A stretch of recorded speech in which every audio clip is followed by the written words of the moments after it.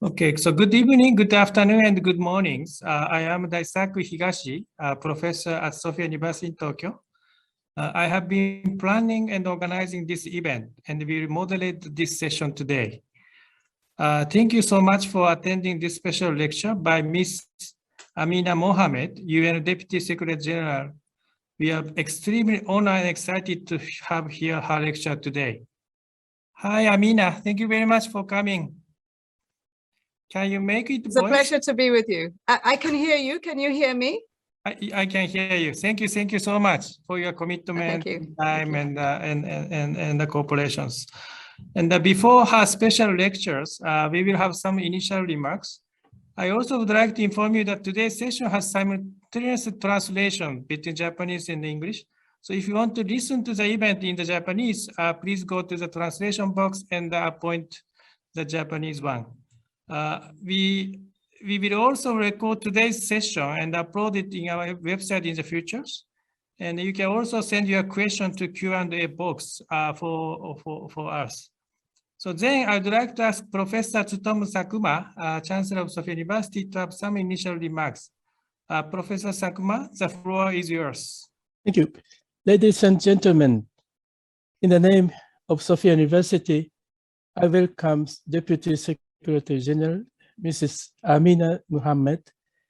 It is a great honor and pleasure for Sophia University, as well as for all the students who are connected online to receive the special lecture. Sophia University was visited by UN General Secretary General, Mr. Antonio Guterres in 2017, and has deepened its relationship through internship programs at UN agencies and other activities of cooperation. We hope that the special lecture, Achieving the Sustainable Development Goals and Realizing Youth Aspirations in the Disrupted World, given by Deputy Secretary General Mrs. Ameena Mohammed, will open up the motivation and longing for more young people to tackle global issues. Thank you.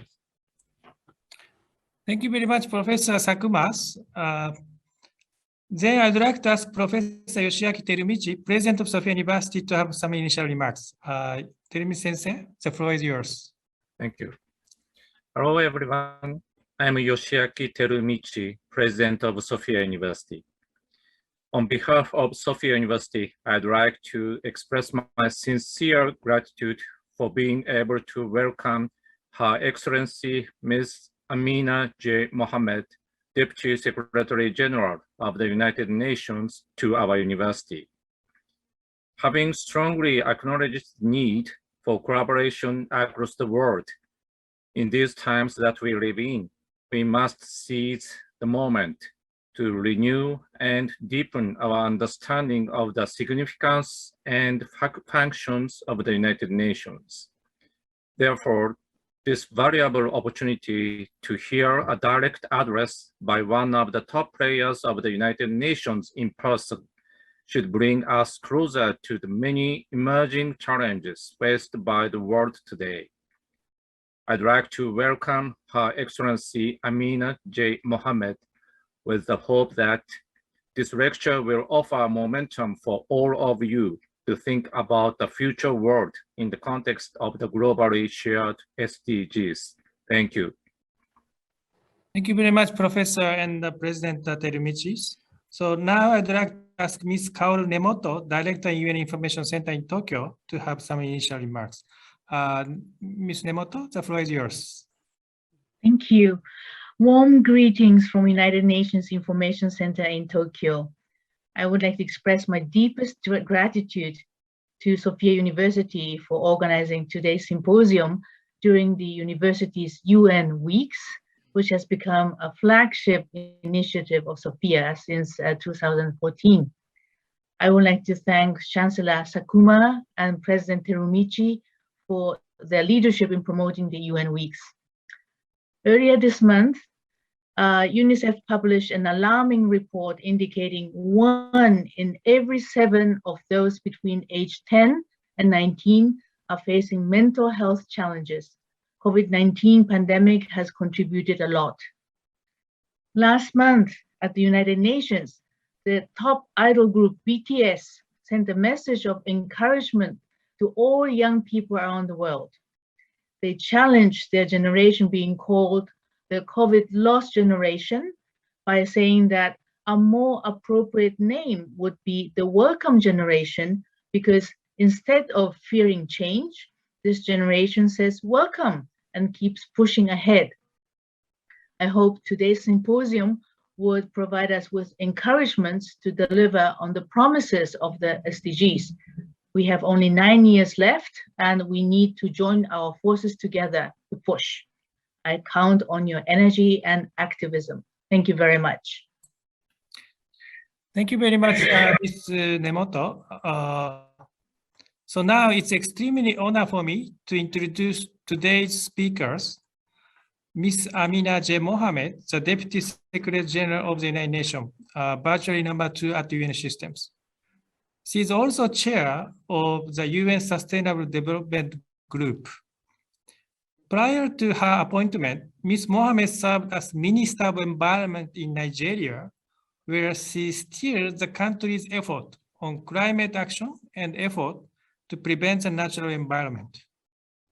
Ms. Mohammed joined the United Nations in 2012 as Special Advisor to former Secretary General Ban Ki-moon. She led the process that resulted in global agreement around the 2030 Agenda for Sustainable Development and the creation of Sustainable Development Goals, called SDGs. Thus, SDG is almost her baby, I think. And we are very excited to hear her lecture on the challenge of implementing SDG, titled Achieving the Sustainable Development Goals and Realizing Your Aspirations in a Disrupted World. So thank you very much again for DSG Amina Mohammed, and the floor is yours. Thank you so very much, Professor Higashi, for the wonderful introduction. Dear students, dear Chancellor Sakuma, President Teramichi, ladies and gentlemen, it is such a pleasure and an honor to be with you today. Thank you, Chancellor Sakuma and President Teramichi, for this wonderful opportunity to connect with all of you at Sophia University. And I know how wonderful that university is because I do have one of your alumni, Naomi Ikachawa, who is of the class of '92, and she's an amazing member of our team here at the United Nations.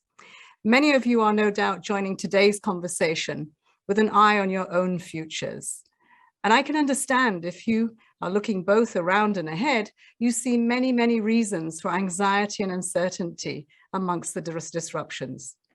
From COVID-19 and the climate crisis to escalating inequalities and surging conflicts, it can all feel overwhelming. When I think back to the time I finished my studies in the 1980s, I recall feeling enormous uncertainty. We lived in a world still divided by the Cold War. The global economy was only just emerging from its deepest recession since the Second World War. My own country, Nigeria, was ruled by military dictators. Apartheid was the dark reality in South Africa, and women suffered from discrimination in all countries and in all areas of life, including being formally excluded from vast swaths of the labor market. But let me just say quickly here, in Nigeria, we have a thriving democracy today. Apartheid is history in South Africa, and the #2 person at the United Nations is a woman. So we have made progress. I will, however, not pretend that we have faced the same stresses as young people today. For one thing, social media did not exist. But I will say that every generation faces challenges, risks, and anxiety. And every generation must forge their own path. As we look to the future, I want you to know that we are neither helpless nor hopeless. Together, and with the voices and engagement of young people, front and center, we can and must find a way through. My dear students, here is why I'm hopeful for the future. First, because I already see your generation taking a better path than my own. Whether on climate, racial justice, human rights, or gender equality, your generation is challenging the status quo and driving change and transformation. And second, because we have what it takes to create a better world in which we are one with nature and each other. This is not naive optimism, it's hopefulness rooted in fact. The fact is that we have the knowledge, the means, and the capacities to transform our world today. To begin with, we have a compass, the 2030 Agenda and its 17 Sustainable Development Goals, just described as my children, agreed to by all 193 UN member states. They are our practical blueprint for the world that we want and need, a world of dignity, of solidarity, and opportunity for all on a safe and healthy planet. 6 years after their adoption, however, we are not on track to making the 2030 Agenda a reality. And the COVID-19 pandemic has pushed us further off course. The pandemic has shone a harsh light on risks we have long ignored: weak health systems, lack social protection, and above all, the man-made climate crisis. And yes, I use the term man-made for a very good reason. Those in charge over the years that have caused this crisis have been men. And that's why we push for equality and to see women in charge as well. The climate emergency has made it painfully clear that continuing with business as usual is not an option. I believe the pandemic must be an inflection point that shifts our collective attention and action to building resilient, equitable, and sustainable communities and economies. As countries invest in recovery, they must not go back to the failed models and broken systems that did not serve their people. Dear students, this calls for action in 5 areas. First, we must muster up the solidarity and the international cooperation required to end the pandemic everywhere.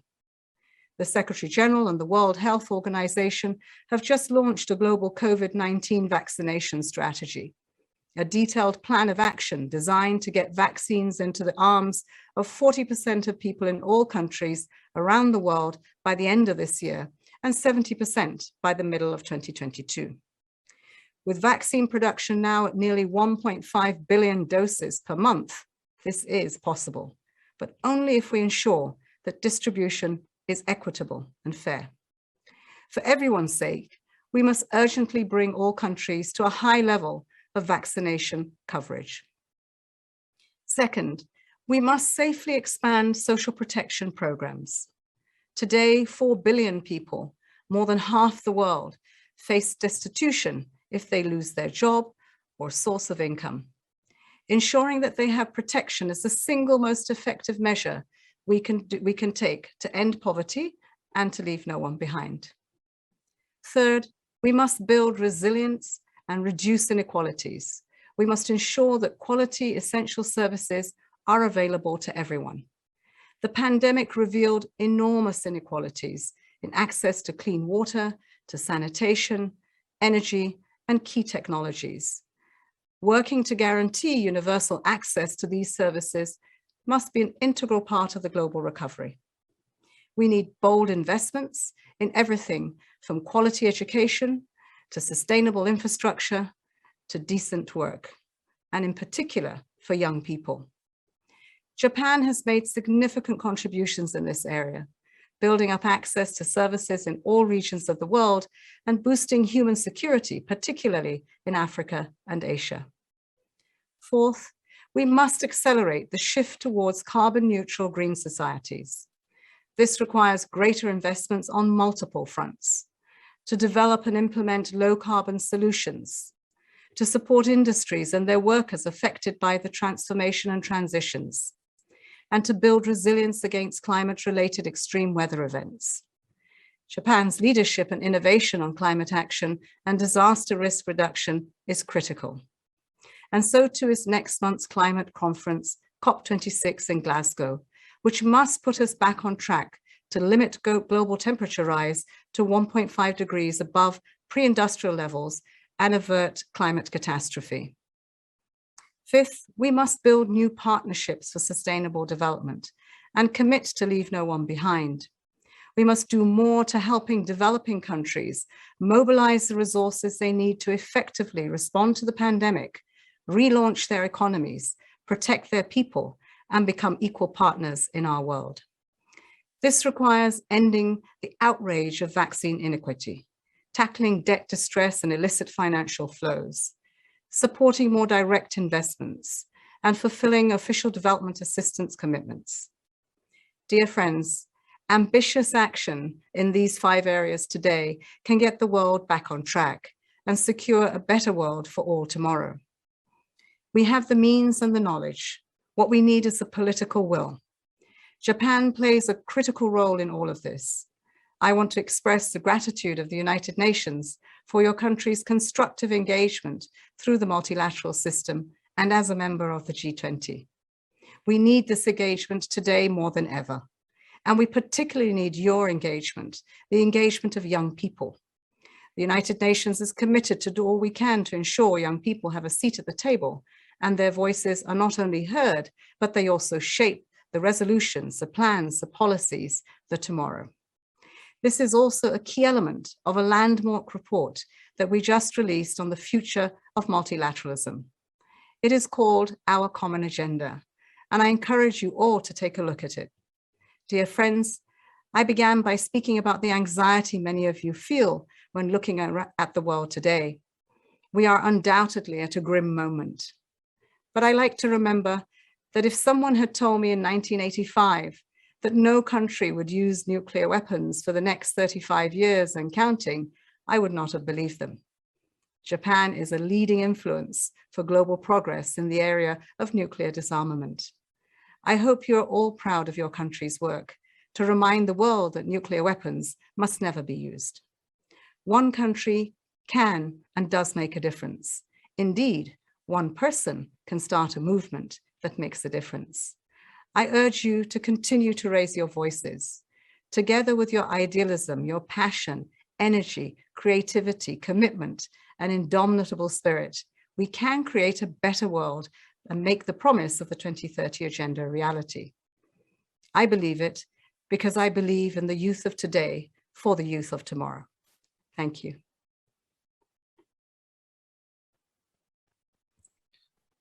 Thank you so much for your very inspirational and very impressive and very comprehensive speech about challenge and also 5th or 5 agenda that we are facing in order to overcome the global challenge. So thank you so much for your great speech. So now I'd like to introduce Professor Sally Augustine, Executive Managing Trustee for General Affairs at Sophia University, to give us some comment about her lectures. Professor Sally, the floor is yours. Thank you, Professor Higashi, for this special conference and inviting me and giving me this opportunity. And thank you very much, Dr. Amina, for your very passionate and hope-filling remarks on the topic of achieving the Sustainable Development Goals and realizing youth aspirations in a disrupted world. I appreciate your effort to encourage the youth, young people, in a special way to participate more actively, which is very important in creating a better world and making the promise of 2030 a reality. Your optimism, as you said, which is hopefulness rooted in fact, is very encouraging. At the same time, you have mentioned that 6 years after the adoption of the 2030 Agenda, we are not on track to make it a reality. COVID-19 has caused more damage in its implementation, in particular the areas of health systems, the social protection, and climate crisis. You focused on 5 key challenging areas of actions. Number 1, ensuring equitable vaccination coverage. Number 2, ensuring social protection of the 4 billion vulnerable people. Number 3, guaranteeing universal access to essential services. Number 4, measures to avert climate catastrophe. And number 5, partnership for effective response.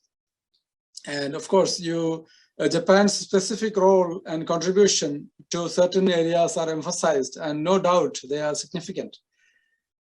Let me limit myself to only 2 of your key areas for my comments. so that many students may be able to interact with you. First is on ensuring equitable vaccination coverage.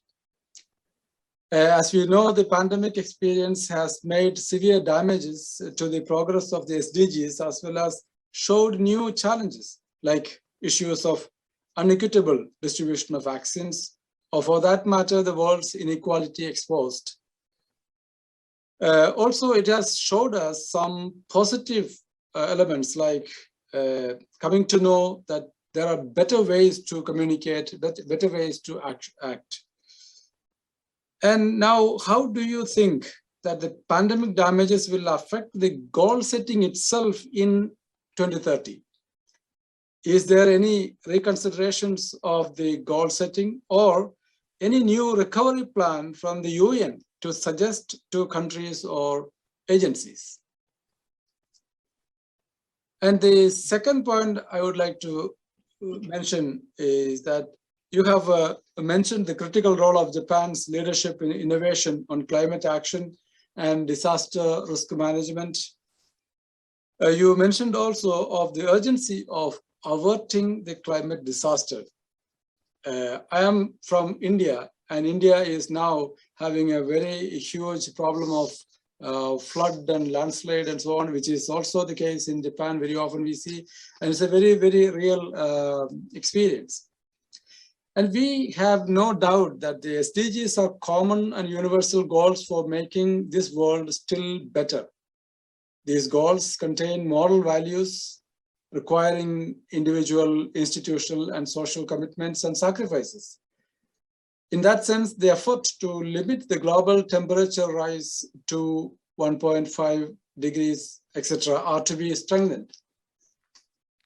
However, there seems sometimes a tendency of arbitrariness, too much meritocracy emphasized, or sometimes some take it as a business chance or a success chance.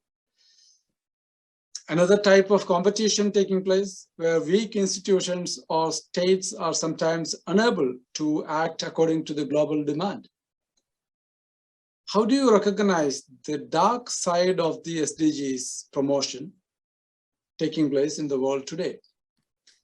It is a sensitive issue, but being a Jesuit university, I was reminded of what Pope Francis spoke on an integral ecology in his famous encyclical Laudato Si, mentioning that the protection of environment and ecology should also include the protection of people. He mentioned that the conventional idea of development has been almost entirely limited to economic growth. And so sometimes we forget to include the voices of those usually excluded from this type of discussion, such as the voices of the migrants, indigenous people, and also the young. Then he called for adoption of simple lifestyle and ecological spirituality, or what he calls for an ecological conversion. Do you find such elements in your experience of governance in a global perspective? I mean, the dark side of the promotion of SDGs. And the final point I would like to ask is, how cautious should our education or educational institutions be to contribute to make the 2030 promise practical? Thank you very much. Thank you very much, so much. Professor Augustine. And before asking DSG Amina Mohamed to respond to that comment, I'd like to get 2 questions from a student. Today we have 5 students from all over the world who will ask a question directly to DSG Amina Mohamed. So the first student is John Sebastian Tuguro from Malaysia in University Kebangsaan Malaysia. So John, the floor is yours. Thank you, Professor. Greetings, Ms. Amina. My name is John Sebastian. I'm finally an undergraduate student from University Kebangsaan, Malaysia. I would like to ask a question relating to Goal 4, quality education. The global pandemic has taken a toll towards the education system, as we see students in the rural areas are affected most by online learning, where their learning has somewhat become stagnant. For instance, there are still places in the world where internet connection is almost inexistent, and these students simply cannot participate in online classes or have problems doing so. In my state of Sabah, in a remote village called Pitas, we had a university student who climbed up a tree to ensure that she had good internet connection, just to make sure that she could sit for exams. In urban areas, quality education is given great emphasis, but in rural areas, simple access to education is still an ongoing issue, and the COVID-19 pandemic has widened the education gap even more. In your opinion, how should this issue be addressed post-pandemic, and what measures ought to be taken? Thank you. Thank you very much, John. That's a great question, I think, about the education inequality right now. So thank you very much. And the second question is from Miss Claudia Marin from Spain, in Comillas Pontifical Universities. Claudia, the floor is yours. No, thank you very much. First of all, it's a pleasure to be here. My question for the DSG is about the decade of healthy aging that has been proclaimed by the UN in this last decade of the SDGs. So in the World Population Prospects of 2019, by 2050, 1 in 6 people were said to belong to the age group of over 65, and this is up from the 1 in 11 people that were in 2019. So according to this data, it's obvious that we're in the midst of a demographic shift. So with the proclamation of the Decade of Healthy Aging by the UN in parallel to the last decade of the SDGs, my question was, what measures was the UN going to take in implementing this multi-stakeholder scheme? More specifically, it was announced that the plan was going to seek the participation of people in the age group of over 65. But what role should young people play in the future in this initiative? Thank you very much. Thank you very much. Aging society is a common problem both in Japan and I think Spain. So yeah, I really appreciate your comment. And I've lost connection. I cannot hear. Lost connection. She lost connection. Oh, I think I cannot hear. You're not talking right now. Can you hear me? They are talking, and Okay. so has this thing gone off? Yeah, just a second. Just one moment. We will check my battery on this. Perhaps.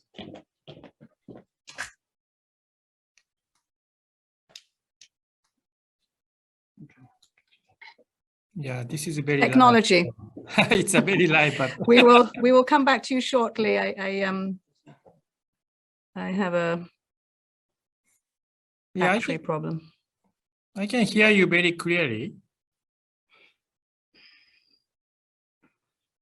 Can you hear me?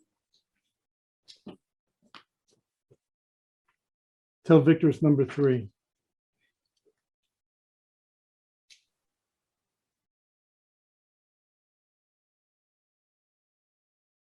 Let me see if I can hear you. Yeah, now I can hear you. Can you hear me? Yes, I can.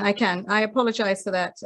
That's great. So we got 2 questions from Professor Sari and 2 questions from student. So I hope you can respond to those questions, maybe for 7 or 8 minutes. Thank you very much.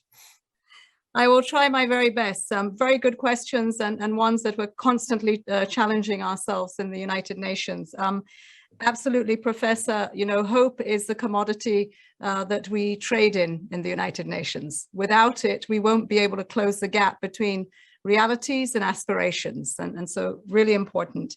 To your 2 questions, what is happening to the 2030 agenda? Yes, we are on track. We are off track, but we have 9 years to get back on track.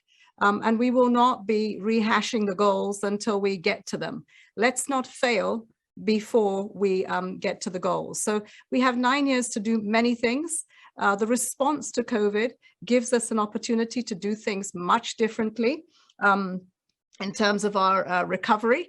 Many of the responses have not happened as we would like them right now, but even as we responded to the lockdown and we saw many investments that were made in strengthening health systems because we had to prevent COVID, we had to protect ourselves, we had to connect people at work, out of work, out of school, online. So we did get more investments in connectivity.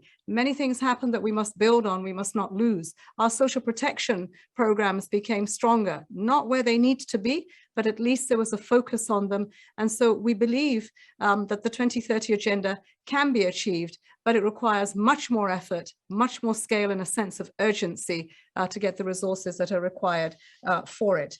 The second question that you talked about was interesting to hear you speak about the dark side of the SDGs. I've never seen them that way. I've seen perhaps where we have many who would like to do a lot of SDG washing, as we say, there's green washing, there's blue washing, and there's SDG washing, that we're not looking at the sustainability of the investments that we make in our economies to achieve the SDGs. So for instance, looking at our macroeconomic frameworks, we ought to be seeing how we can leverage the investments that ensure revenues that will pay for very basic services, rights that people have to health, to education, to water and sanitation. And that the borrowing, the investments that we do are in infrastructure, are in climate action, are in industry. And so it's important here for us to see that we're using the SDGs to shine a light on the inequalities, to shine a light on those that are being left behind, and to always be asking in terms of our indicators, our results, the outcomes that we have, that we are achieving rights at the center of this agenda and an inclusion of everyone, making sure that economies are growing with people and not without them. The third question you did ask actually pivots me to the question that was asked by our colleague, our student from Malaysia, John Sebastian. Thank you very much for that. Education worries us all. I think across the globe, the one thing that we can agree is that the quality and the relevance of education is being questioned today. And it doesn't matter where you are in the world, perhaps worse in other cases, but it's not where it ought to be. And you're going to require new skill sets, new tools are being used to acquire knowledge, to acquire skills. Many jobs of today will not be there tomorrow. So how do we prepare the jobs of tomorrow with a robust education system, reimagining education as we should? In the common agenda of the Secretary General, you will see that there is a focus and we will have a summit that gives us an opportunity to harvest all these ideas so that we can begin to think about what the education of today and tomorrow ought to look like. It's already changing. Again, the pandemic showed us that we can take education online and we can take it online in many, many contexts. So in the average context, we saw that many were left behind as we took education online. It showed us the gaps. It also showed us the risks of many who may not come back to education because they had lost out almost 2 years now as we are going. So when we are looking at the investments that need to be made, we are making a very big plug for we must have the energy transition so that everywhere is able to have power, off-grid power in rural areas. Not everyone has to be on grid, and those investments can be made in renewable technologies. We must have connectivity because connectivity is not just about education. It is also about the workplace. It is also about social protection programs, cash transfers. Connectivity opens up the world and connects us, connects the over 7 billion people we have on the planet today. And third, looking into certain sectors like the food systems that are huge from production to what comes on your plate, looking at the health and the technological aspect of it as climate action takes hold. So on education, I believe that what we will mean by leaving no one behind is ensuring that everyone is connected, and it is possible. You won't have to climb up a tree to get your connectivity. We have begun to see that, and it is a part of the 9-year trek. UNICEF and UNESCO have now a strategy in place to connect every school around the world by 2030. And we're looking to the partners for doing this. Let me also say that having technology doesn't mean that the teacher is any less needed. In fact, even more so. Technology is a tool, but we will always see the teachers as the fountains of knowledge, using these tools to ensure that we get the right education, the right knowledge, and skill sets that are required to face the world today. Essentially, what I'm saying about education and connecting everyone to it is that we want to come out of the silos. If we get connectivity right, we will be able to tackle many of the goals, from education to health. As we discussed here at the United Nations, the situation in Afghanistan was very dire. What we were really concerned about is how to keep girls in education, how to keep women at work, how to ensure women had access to health. And one of those things that has given us some hope is that we can use connectivity, just as we did with COVID. When COVID came along, we kept people safe because we were able to use that. Last but not least, our colleague Claudia from Spain. The decade of healthy aging is incredibly important. The plan of action for that has been taken forward. I will say that let's not again take aging as a special issue in a silo to the exclusion of all other issues. It has to be, older people have to be front and center of our humanity. We start off, you know, in the womb, we come to be children, we grow through adolescence, adults, and we become older. There is a life cycle, and each link in that life cycle must be given the investments that are needed to ensure that one another benefits our humanity.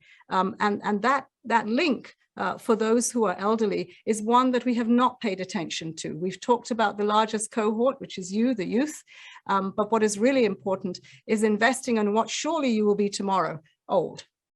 And that means that we need to take care of their health, their inclusion, their mental health, all the things that are important to us as we look at our humanity and human rights. The role of young people is understanding that that's their future, and you need to invest in it because it will come round.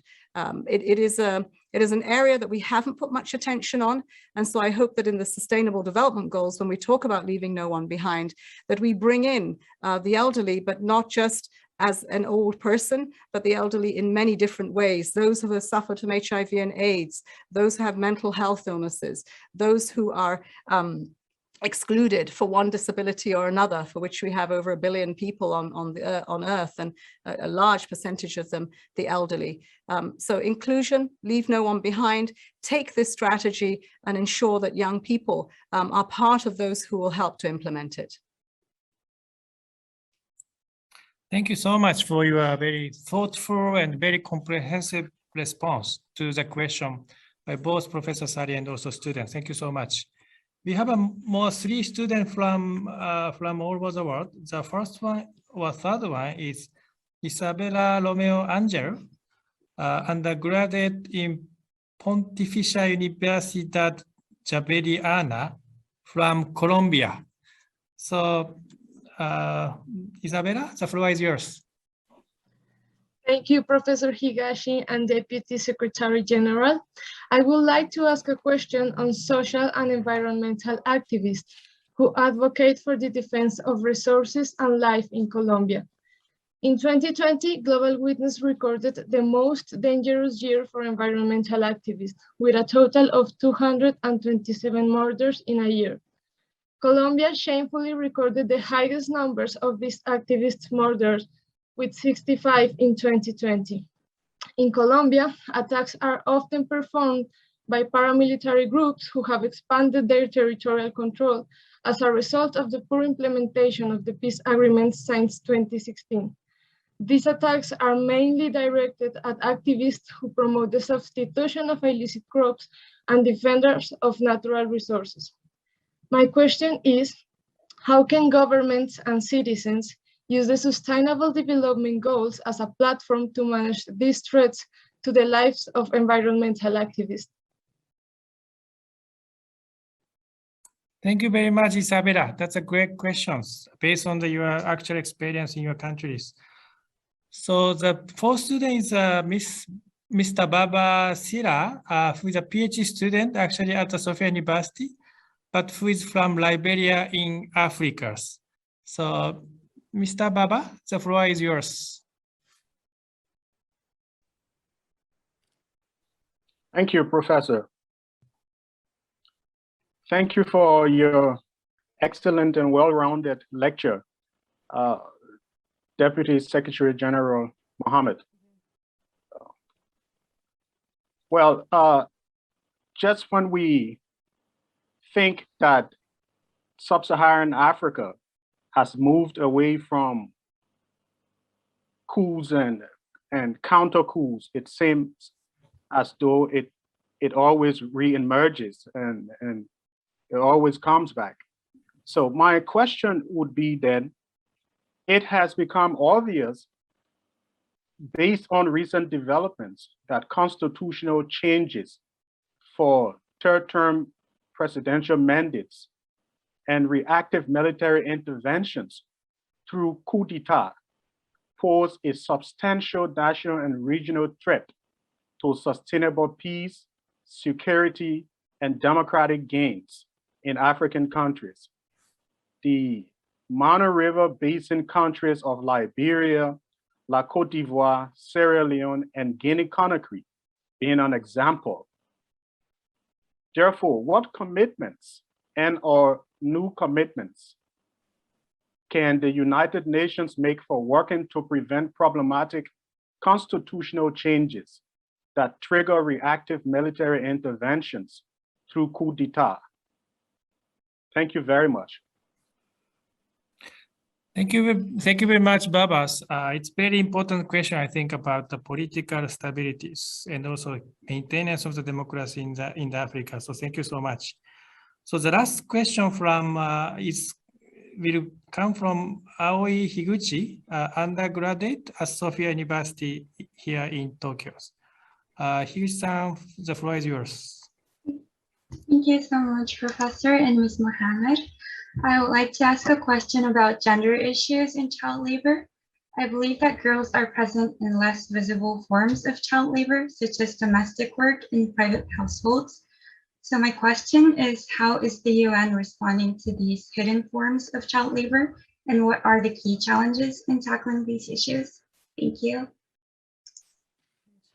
Yeah, thank you very much. I think child labor is a very serious issues in Africa and also across the world. So I really appreciate your questions.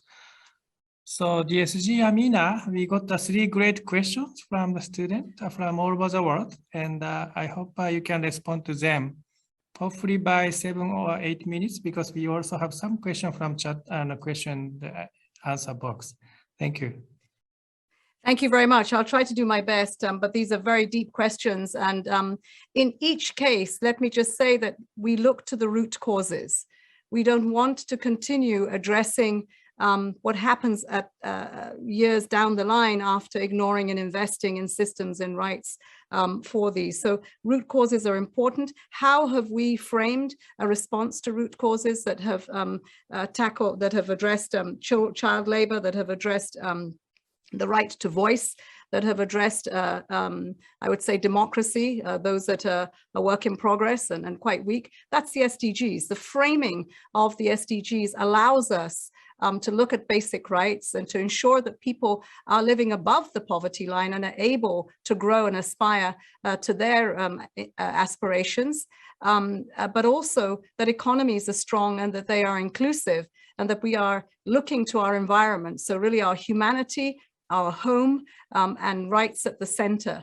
And that's the framing. And if you look at goals 16 and 17, you will see without these 2 pillars, a pillar of strong institutions, which allow us to put in the checks and balances, whether it is the executive making sure that it is spending and making those services available to people, or it is the legislature that makes the laws that protect people, that looks at the rights of people and the issues that concern them most and are there because they represent people, or it is the judiciary, the third arm of government, which also gives us a recourse to justice. And in the case of the voice, Again, Colombia is one of the top 7 countries in the world where we have seen these tragic attacks against environmental activists who have, put their lives on the line.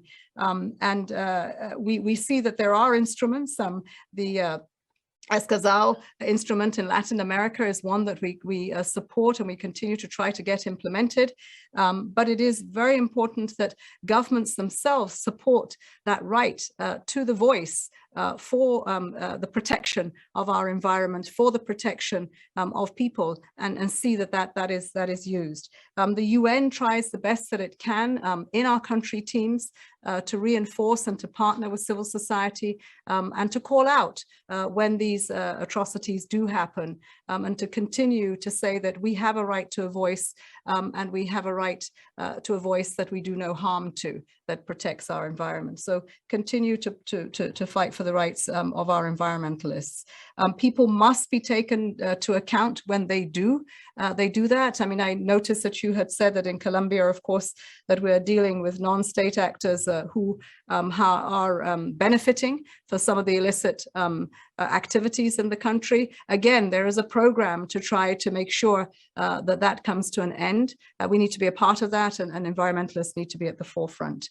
On Fombaba in Liberia, look, I come from a country where I said to you that I lived most of my life in a country where as a result of coups, we had military dictators, and today we have a democracy. It is, I say, a work in progress. I think it is of concern that Chad, Guinea-Conakry, and Mali have all had coups recently, and attempted one in Sudan. And I think that we ought to be asking ourselves, what is causing this? First and foremost, every single one of us as a citizen of countries needs to get involved in the democratic process.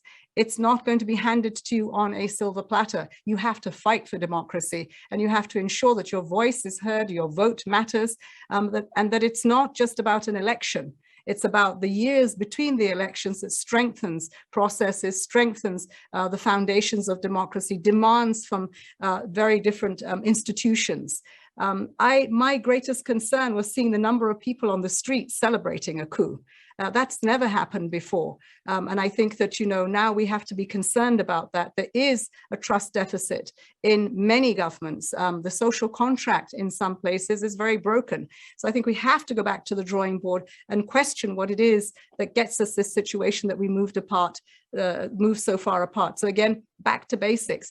But having said that, there are instruments, particularly in West Africa and ECOWAS, in Africa and the AU, where, not only is there continue to be a condemnation and statements that come out not to accept that, and to work very quickly on a process back to a democratic track, but also to suspend, to sanction, to find the checks and balances to ensure that from that coup we go back to trying again to make democracy work. But as I said, making democracy work, big message for young people. This is your lifetime. This is not a quick fix. Democracy doesn't happen overnight.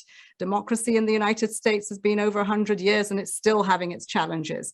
So we need to work at it and to make sure that it is strong in all of its institutions and its representations. Last but not least, Aoi from Tokyo, as you spoke to child labor, this is something that gives everyone great concern, and yet it manifests itself in many different ways, from the age-old trafficking of children to perhaps even seeing child labor in your own home, where over 21 hours of labor, housework, is done by children between the age of 5 and 14. This is all unacceptable. It should not happen.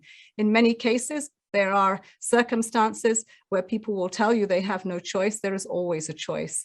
To have a child is a gift, and that gift must be protected, must be nurtured into a member of society that will benefit themselves and the rest of us. So it's really important socially, that contract between us and children to be respected. There is no child that can be trafficked without passing another person, and that person must know. So we all have to be involved in bringing an end to child trafficking. There are existing frameworks, there are existing resolutions that we have and child labor laws that are in place. And we need the will to implement them. We need the will to call countries out and to find that where this is happening, that there has to be implications for that. We do need many more champions. We're very happy to have, as an SDG advocate, Kailash Saharthi, who is a child labor activist over the years. So promoting this, making sure that it is on the radar, that we never leave it in a dark corner and don't talk about it, bring it on. It is a scourge to our humanity. It is unacceptable that there is any child today that faces a future of labor. So we continue with the UN, through UNICEF, through the ILO, to promote the laws, to implement them at the country level, and to ensure that the cross-border issues, the regional issues, where you start trafficking and where you end up, that along that whole route, that we tackle those issues and we try to break that cycle and bring an end to child labor. Okay, thank you so much for your great answer to the great questions. Let me ask we got many questions from the student all over the world. So let me read just 2 questions, and I will give the time for DSG Amina to respond to those questions. The one question is from John, De La Salle University. His question is, how concerning is the lack of coherent strategy to curb carbon emissions among global powers? That is first question from John.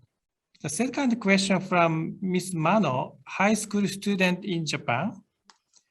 She said, other than learning about SDGs, what kind of concrete action can the youth take to contribute to achieving SDGs?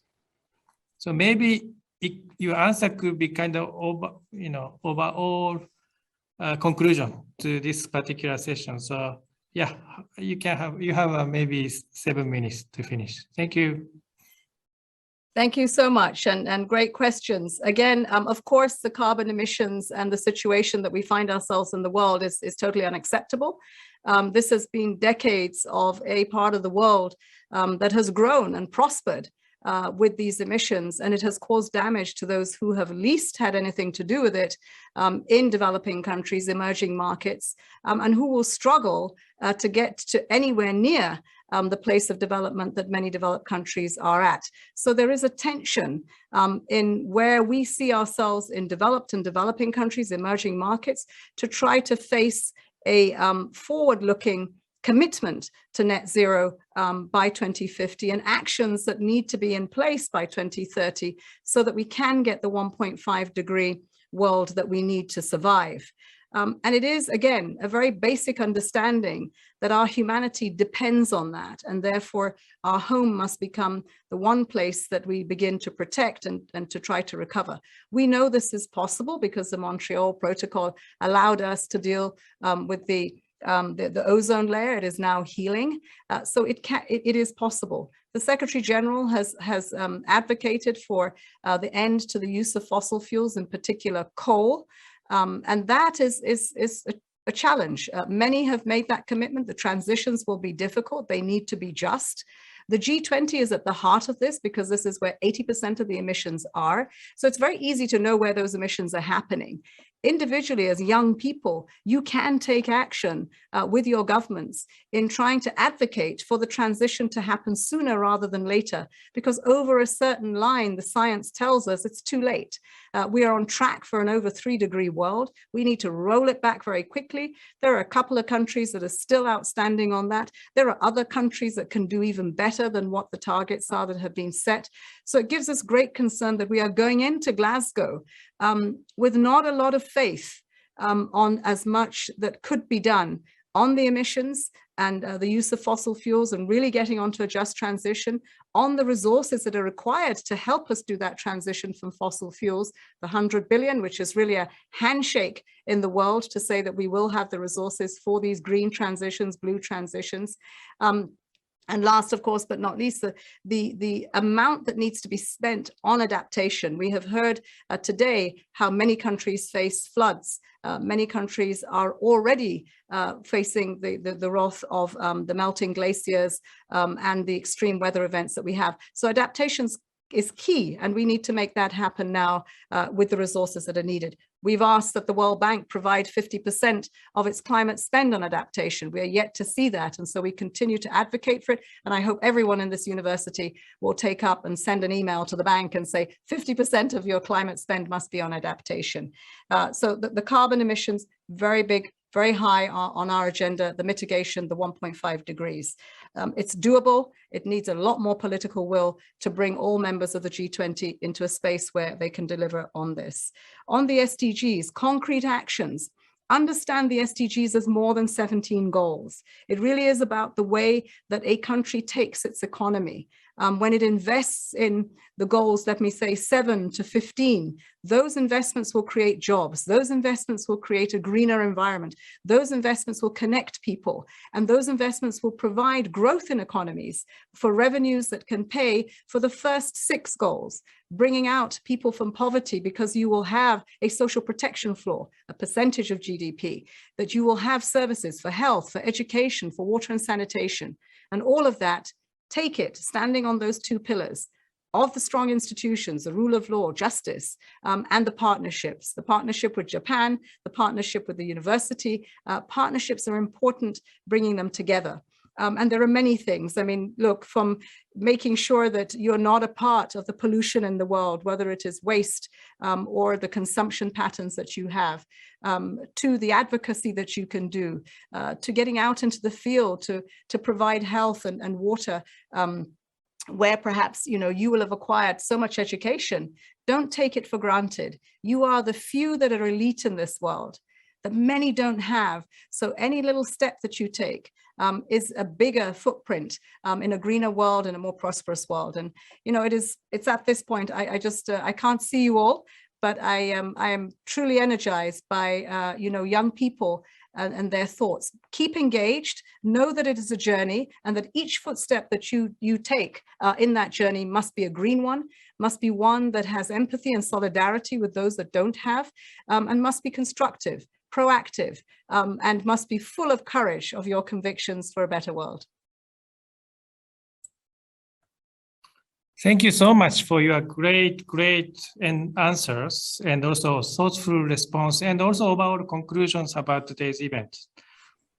I think it's almost beyond the imagination that we can host this kind of session together with you, and also with the student and the citizen from all over the world, even just 2 years ago. So yes, we suffer from the COVID-19 so much, and so many people got sacrificed. But at the same time, it's true that we are now connected by these methods. So I really appreciate that we give us this kind of opportunity to make a global conversations on how to confront or address the challenge that we all are facing today, you know, together. So yeah, I really appreciate, and I know that you will have a next schedules, but we sincerely appreciate your commitment, your great answers, and the conversation with the student. I hope that all students and also the speaker will make your voice on and say hello and appreciation to DSG Ameena Mohammed, and maybe we will say goodbye. And thank you very much for all participants to come to join us today. So thank you very much, Ameena, again. Thank you very much. Count on the United Nations. Very much with you. Thank you very much. Thank you very much. Terima kasih. Thank you very much. Thank you very much, Madam DSG.